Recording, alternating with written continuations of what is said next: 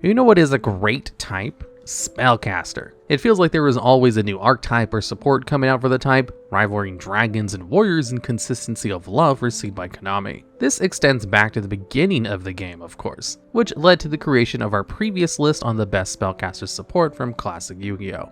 A lot of tough decisions went behind choosing the best for this list, as there were plenty of good spellcasters. This list will cover those other great spellcasters and spellcaster support from the time before synchro monsters. And starting off at number 10, we have Anti-Spell, a counter trap that was first released in 2003's Magician Force. Since then, it has only received 2 more reprints, the first in 2005's Dark Revelation Volume 1, and a second in 2010's Turbo Pack Booster 2. Anti-Spell's effects allows you to remove 2 spell counters from your side of the field to negate the activation of a spell card and destroy it.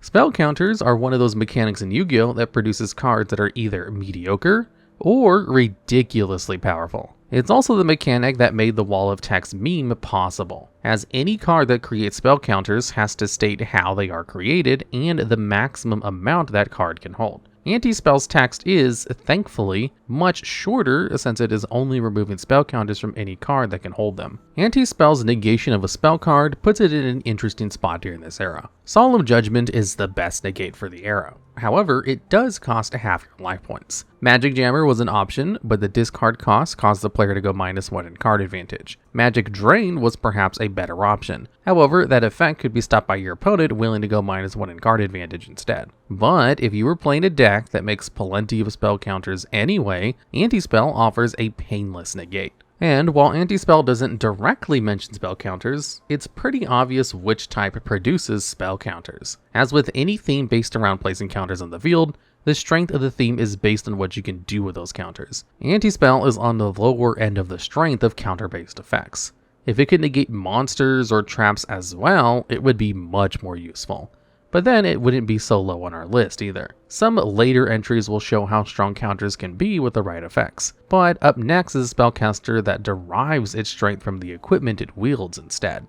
And at number 9, we have Maha Vailo, a level 4 light spellcaster with 1550 attack and 1400 defense. First released in 2002's Magic Ruler, its most recent reprint would come in 2023's 25th anniversary edition of Spell Ruler. Maha Vailo gains 500 attack for each equipped card it's equipped with. This includes union monsters or cards that count as equipped cards, such as Kunai Chain. Additionally, the 500 attack boost remains even if the equipped card is negated. Now, you might be thinking, this effect might seem a little strange for a spellcaster, and you would be right. Heavy equipment-based themes are often tied to warrior monsters, which remains true to this day with archetypes with Infernal. But is it really outlandish for a magic user to be so well armed? Who among us has never claimed to use magic to enchant their weapons in an RPG? Maha Vailo gains some serious strength from the host of equipped cards it can wield, which, even with the limits of the best ones of the era, still allowed their attack to reach extreme heights. Commonly used equipped cards at the time included, but was not limited to,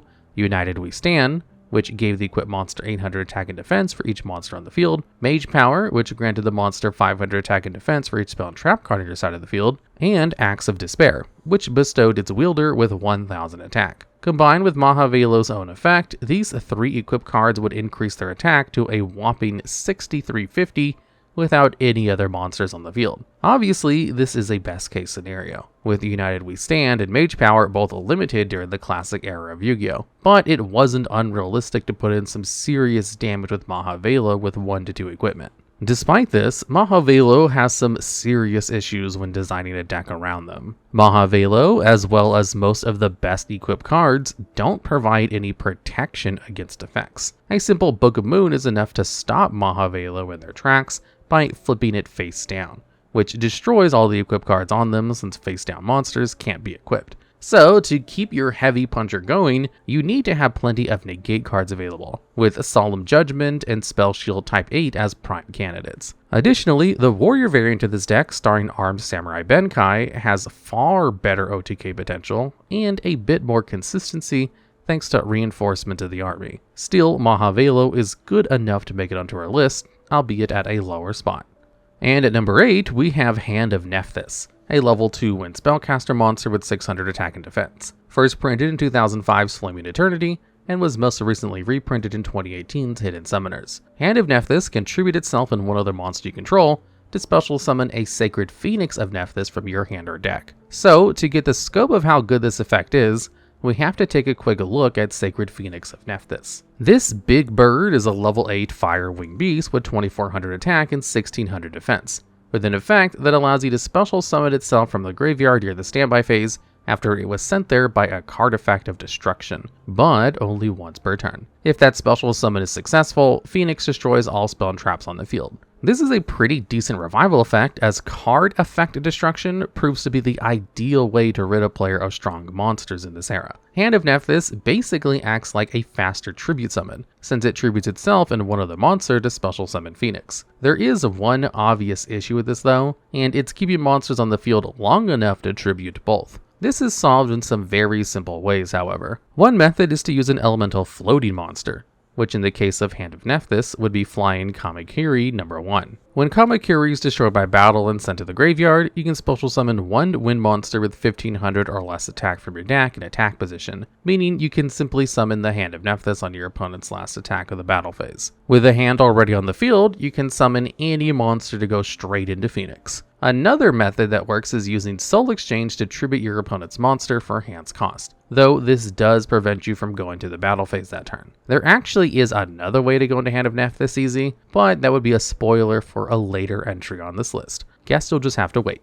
And at number 7, we have Gravekeeper's Guard, a level 4 dark spellcaster with 1000 attack, 1900 defense, and was first printed in 2003's Pharaonic Guardian. Its most recent reprint came in 2024's Speed Duel Battle City Finals. Gravekeeper's Guard has a flip effect that lets you target one monster your opponent controls and return it to the owner's hand. While removal effects are generally really good, there are pros and cons for each type of removal, those being destroying, banishing, return to hand, and return to deck. Returning a monster to hand, colloquially known as bouncing, tends to be more beneficial when combating monsters that take more effort to summon, and or monsters that benefit from being sent to the graveyard. Returning a tribute summoned monster with a static effect, such as Jinzo or Spell Canceller, is preferable to destruction, since your opponent will have to tribute another monster to summon them again, rather than revive them from the grave with Premature Burial or Call the Haunted. One major benefit Gravekeeper's card has over other flip monsters is its defense. At 1900, it isn't an easy monster to punch over with a normal summon,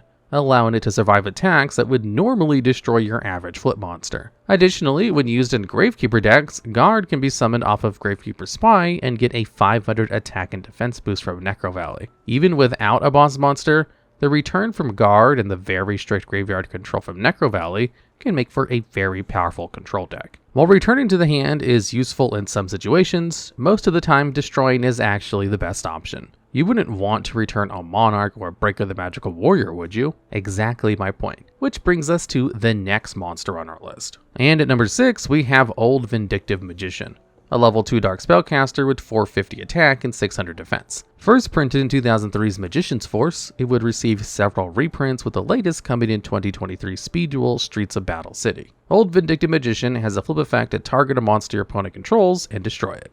Now, I know what you may be thinking, isn't this exactly the same stat line as Maneater Bug? Well, yes, but I think that would be selling Old Vindictive Magician pretty short. Outside of a few good insect cards, the type was brutally underpowered. Also, Old Vindictive Magician is a dark attribute, which is vital for summoning chaos monsters, which, to be fair, makes up much of the strategy in early Yu-Gi-Oh! That definitely beats out Maneater Bug's Earth attribute as far as utility goes. However, Gravekeeper's Guard still seems better as of right now, with the higher stat line doing a lot of heavy lifting. Well, there is one huge advantage Magician has over Guard, and it comes in the form of another monster. The same monster that acts as a good way to summon Hand of Nephthys.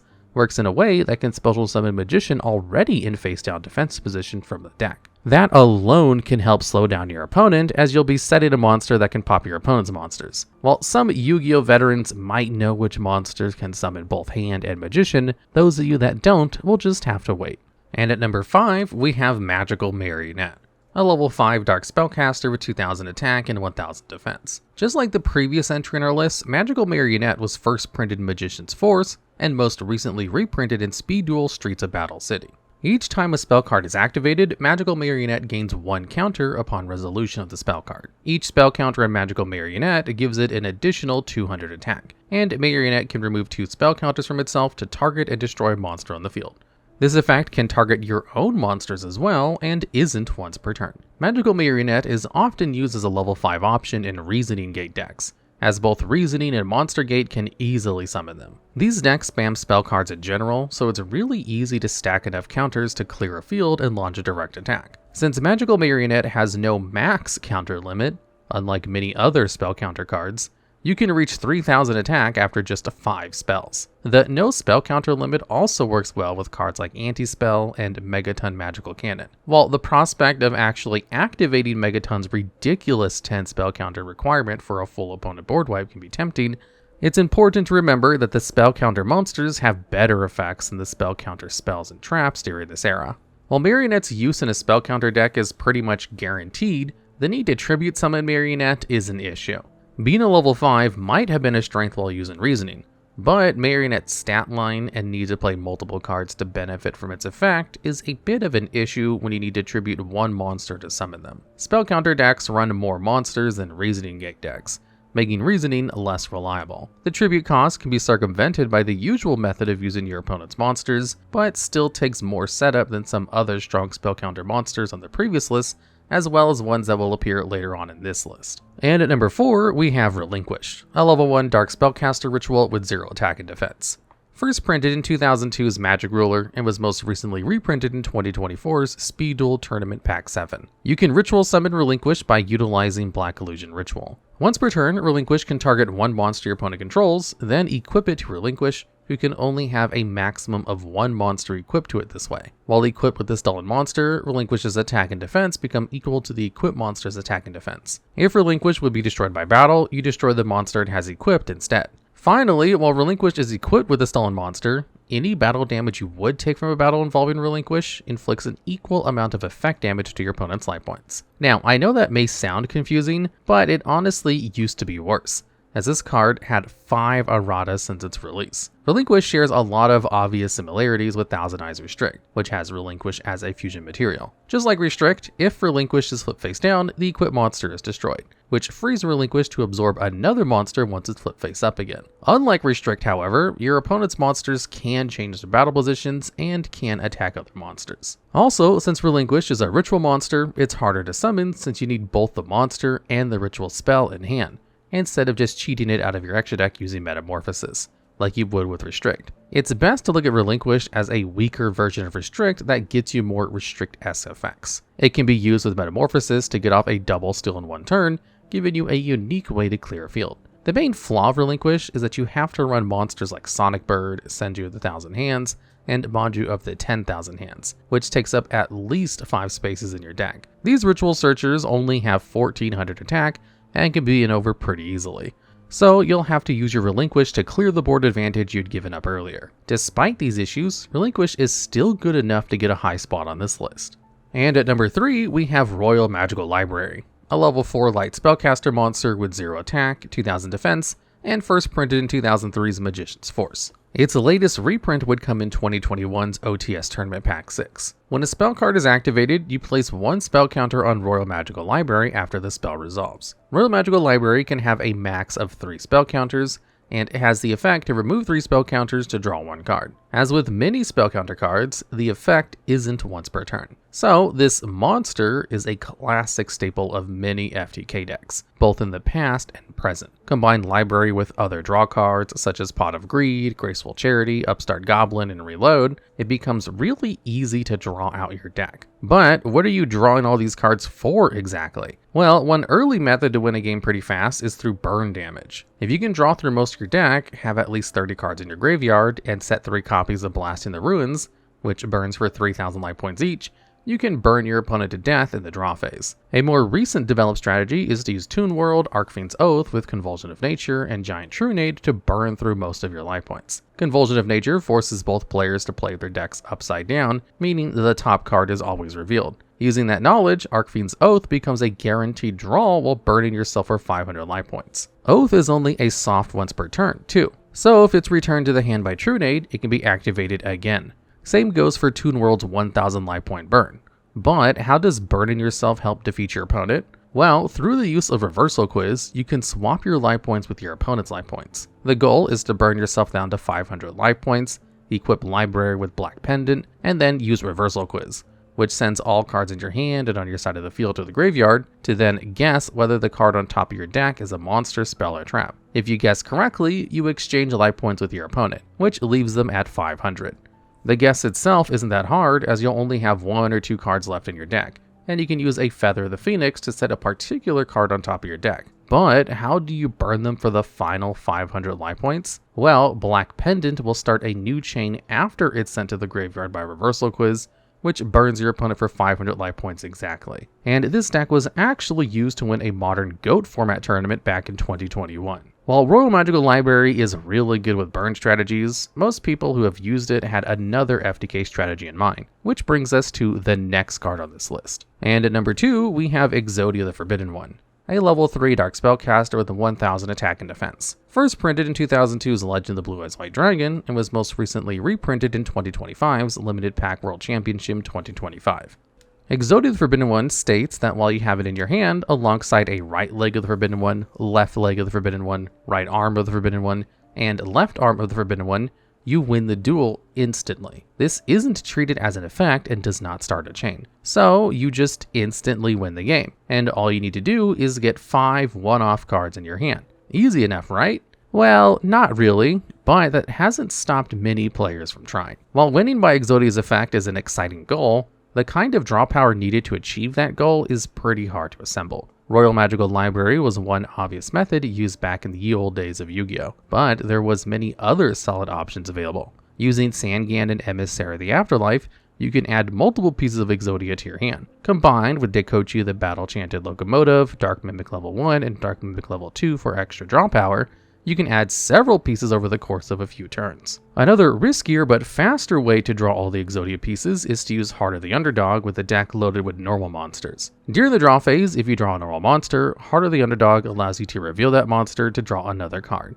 If you draw another normal monster after that, well, you can reveal that one to draw another card. Now imagine that in a deck with about 25 normal monsters, which includes the arms and legs of Exodia. Obviously, this method leaves you more open to being rushed down and killed if the draws don't line up, or if you struggle to get Heart of the Underdog. One other method used is to help your opponent draw cards while you have Appropriate, which can be activated when your opponent draws a card outside of their draw phase, and lets you draw 2 cards every time they draw outside their draw phase. Cards like Hero Shadow Scout and Disturbance Strategy force your opponent to draw, helping you draw a ton of cards really fast. Traps like Wabaku and Threatening Roar are also used to help stall enough turns to draw the Exodia pieces. There are more ways you can deck build around Exodia, but that is pretty much the flaw of Exodia. You don't just throw Exodia into any deck.